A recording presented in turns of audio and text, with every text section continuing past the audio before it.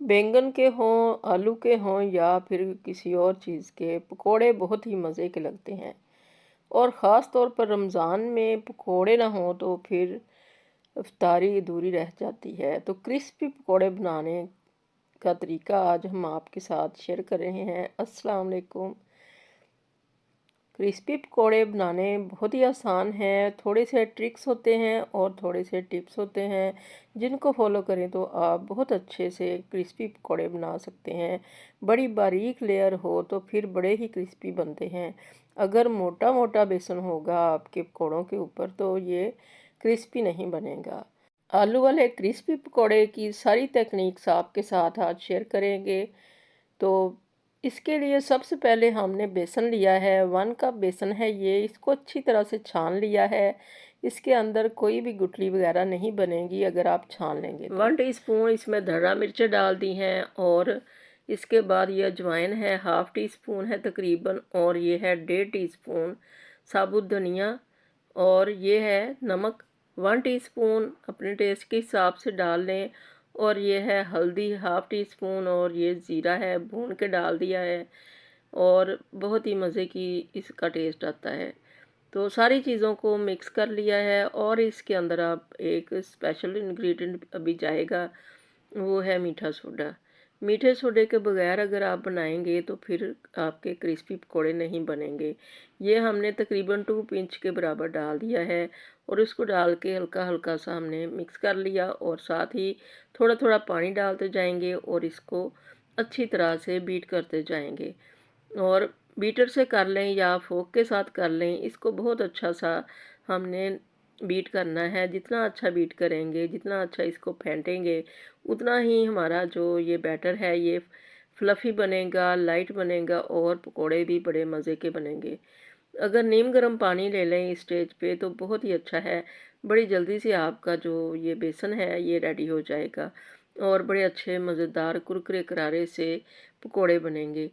तो इस स्टेज पे थोड़ा थोड़ा पानी डालते जाएं, एकदम से सारा पानी ना डालें, क्योंकि अगर एकदम से डाल लेंगे तो बैटर पतला हो जाएगा और फिर जो हमारी सब्ज़ी है, जो भी कुछ लेना है आपने, हमने तो आलू लिए हैं, इस तरह से इनको काट लिया है और पानी के अंदर डीप करके रख दिया ताकि ये काले ना हों। और पकौड़े बनाने से चंद मिनट पहले इनको पानी में से निकाल लेंगे ताकि इनसे पानी उतर जाए और फिर हमारा जो बैटर है अच्छी तरह से इनके साथ लिपट सके, ऊपर आ सके। तो अब ये हमने थोड़ा सा डाल के देख लिया है बेसन, तो हमारा ऑयल काफ़ी गर्म हो चुका है। तो इस तरह से हमने आलू डालने हैं, बड़े बड़े पीसेस में काटे हुए हैं। अच्छी तरह से इनके अंदर फोल्डिंग करनी है और फिर झटक देना है और सारा बेसन को उतार देना है। जितना थोड़ा सा रह जाएगा बारीक सी लेयर, वही हमने इसके ऊपर रहने देनी है। झटके लगा लगा के इसको उतारना है ताकि अगर ज़्यादा मोटी मोटी लेयर आएगी तो वो फिर क्रिस्पी भी नहीं बनेगी और अंदर से जो आलू हैं वो भी अच्छे नहीं लगेंगे।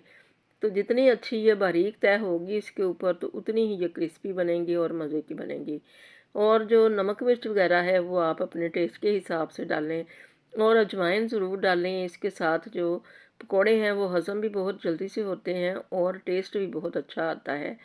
और ऑयल का भी ख़ास ख्याल रखें कि बहुत ज़्यादा गर्म भी ना हो और बहुत ज़्यादा ठंडा भी ना हो। मीडियम फ्लेम से हाई थोड़ी सी कर लें और फिर इनको कुक करें ताकि जो इनके अंदर आलू हैं थोड़े से मोटे होते हैं तो वो भी अच्छी तरह से गल सकें और ऊपर से भी ये एकदम से डालते ही ये काले ना हो जाएं। तो पकौड़ों के अंदर काफ़ी सारी ख्याल रखने पड़ते हैं चीज़ों का, कि आंच कैसी है, ऑयल कैसा है। ऑयल भी ज़्यादा हो तो पकौड़े अच्छे बनते हैं, अगर थोड़ा सा होगा तो वो फिर अच्छे नहीं बनेंगे। और बैटर भी अच्छा बना हो तो फिर ही पकौड़े अच्छे बनेंगे। तो सब्ज़ी जो है वो भी एक ही तरह की कटी हो और यानी कि किसी तरफ से बारीक किसी तरफ से मोटी ना हो, एक जैसी होगी तो बहुत अच्छे पकौड़े बनेंगे। तो इस तरह से एक साइड जब रेडी हो जाए, रेड हो जाए, तो दूसरी साइड पलट दें और दूसरी साइड को भी कर लें। बार बार इनको हटाएं पलटाएं ना, और शुरू में इनको काफ़ी देर तक रेस्ट दें ताकि ये इनका जो बैटर है ऊपर से उतरे ना। तो ये सारे जो हैं पॉइंट्स ये जहन में रखें तो पकोड़े बहुत ही अच्छे बनते हैं।